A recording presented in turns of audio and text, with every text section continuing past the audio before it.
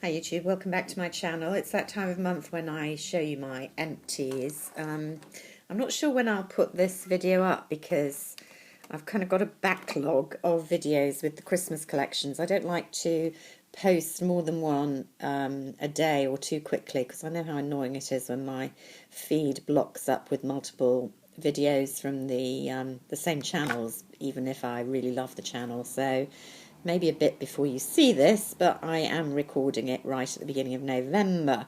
So quite a lot used up, given I did kind of 1.5 months last time. A lot of them are kind of repeat items that I've talked about before. So just picking out a few of them, I've finally decided it's time to let go of my Laura Mercier undercover pot in the shade 1. I'm pretty sure she still makes these, but maybe not in exactly the same format. But the concept is 2 concealers in the top. A very typically creamy concealer that you can see I've completely used up, but is great for camouflaging for me, broken capillaries, if I have a breakout for a spot, something like that. And then a slightly more solid and more yellow based, this one was quite pale but pink toned, cream that kind of you really need to warm up with your fingers, which I found great for dealing with my dark circles. I will say it's quite a stiff cream, so I mean there is a certain amount of pull on the delicate eye area. You have to be careful to kind of pat it on and then maybe blend in with a brush. So it has that disadvantage, but I find the kind of firmness of the cream is much better than the more liquid under eye camouflages, now that I do have quite bad dark circles under my eyes, so it takes a lot of camouflaging, and the purely kind of light reflecting creams don't do the trick for me. So it's a great product. And then underneath, this is a bit awkward, you have the kind of screw off for the powder. There's a little left there, just to pat on over the concealer to make sure it stays in place. So that can be a bit messy, and I think I perhaps prefer the Bobbi Brown version of this where the powder is pressed, so it's slightly less messy. But great product. I don't need a new concealer at the moment because I've got other products that I'm using up, but I definitely would consider in the future repurchasing this. I do think, I don't talk about Laura Mercier that often, and I don't think a lot of people do on YouTube, because the products aren't kind of exciting or particularly innovative now. They were in the 90s and 2000s when this brand came to prominence, but they are really, really good basics for the price point. She's difficult to beat in a lot of areas, like foundation. I haven't got a Laura Mercier foundation on the go at the moment, but they're good products. The concealers, the basic eye pencils, all those things. If you're stuck, Laura Mercier is a good one to go to. Kind of the original of the makeup artists with their own brand, I think. I stand to be corrected about that. Much copied since, but still up there. So positive about that one.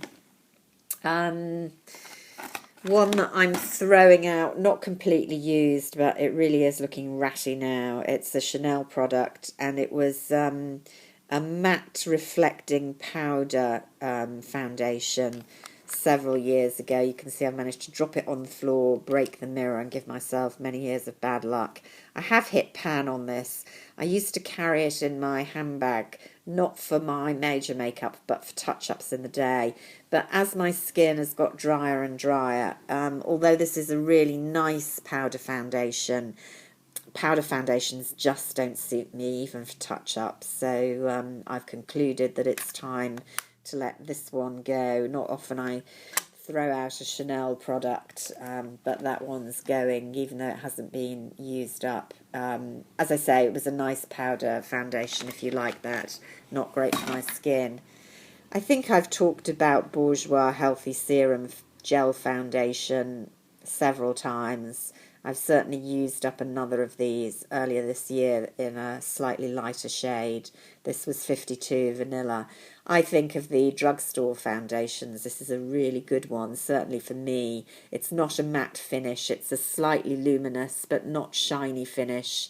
Really nice texture for light to medium coverage. I quite like the smell. It does have quite a strong smell and very reasonable price point. Lasted for ages. I wish it didn't have this kind of crappy, sorry, excuse my language, but that's how I feel about it, crappy plasticky packaging, although as a benefit it is pump action, so that's good. I'm not in the market for another drugstore foundation at the moment, possibly ever. I don't know. Let's see how my finances go after all these purchases from the Christmas collection. But I've certainly got a lot of other foundations to use up. But if you are looking for a drugstore alternative, particularly if you've got pale Northern European skin, I think the colour range is slightly better in the paler end of the spectrum, unusually. This is a great one to look at, Bourjois Healthy Serum Foundation. Here's a negative from Tom Ford. Now, did you ever think you'd hear me dissing a Tom Ford product? They're not all great. This was the Brow Sculptor in Chestnut. Super duper sleek packaging. I liked the fact that instead of having a kind of sharpening pencil, although it was a pencil point, it was automatic. But just look at it. Can you see the kind of whiteness around it? It's basically dried up and quite quickly, actually. You know, even if I kind of scratch away, I break it rather than make any progress in using it. Really horrible dried up product. Shame on you, Tom Ford, and I think it cost me a fortune. Unfortunately, in this country, we can't take things back when they displease us after we've used them in the cosmetic front. Although I have to say this is almost not fit for purpose, which would offend the Consumer Goods Act, or whatever it's called, Sale of Goods Act. However, I'm just going to throw that out, mark it down to experience.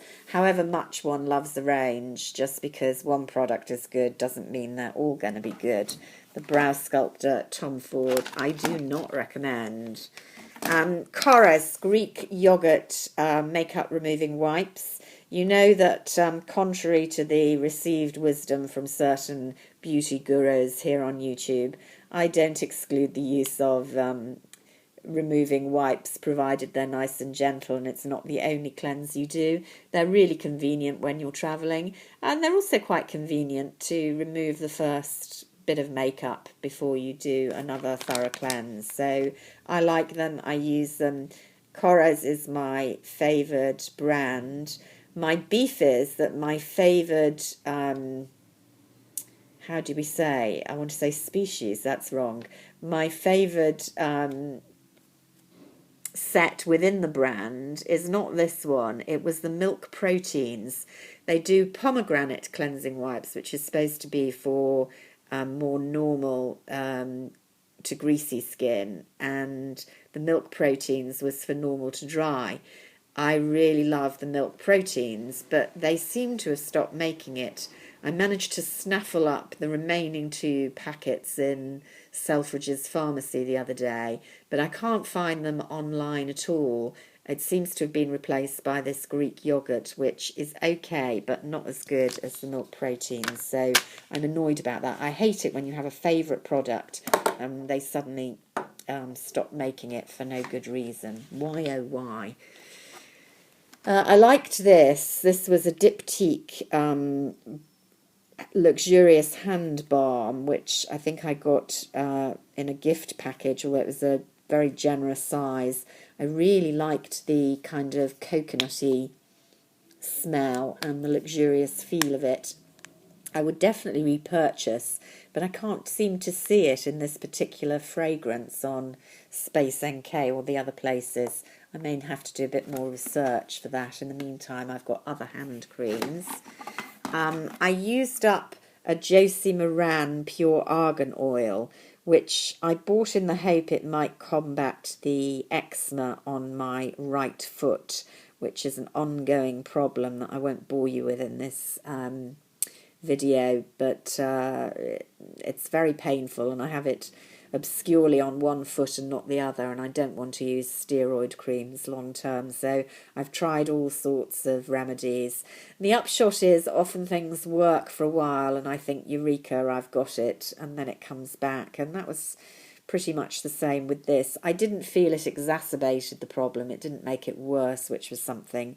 It did give me very oily feet to walk about before bedtime, but I used a little under moisturisers on under my nighttime moisturiser as well.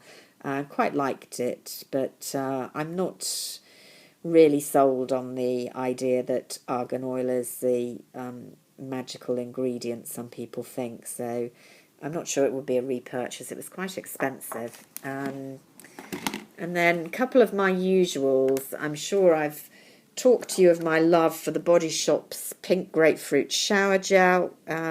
Just love the smell. It's about £4 a bottle. You can't go wrong. They do other fragrances for cheapies in the bath if you don't like grapefruit. I've talked about my Mitchum's 48-hour deodorant, my deodorant of choice. I go through about one of those every 6 weeks or so. I had a sample for travel of Simple Soothing Facial Toner. I won't be buying that. I'm not sure you need a facial toner, to be honest, but I had it for travel. Oh, and a little sample. Now, this I did not like. Caudalie. This was a anti-wrinkle defense serum sample from Sephora, I think. I was quite disappointed with this. It was a kind of strange milky coloured lotion serum, which I felt, if anything, made my skin feel drier and tighter than before I put it on. So yeah, I won't be getting that. That was a bit of a own goal for them giving that sample out, but there we go. So those are my empties for this month, and goodness knows when this will go up. Probably towards the end of this month, the rate I'm going, but I shall speak to you again soon. Until then, bye for now.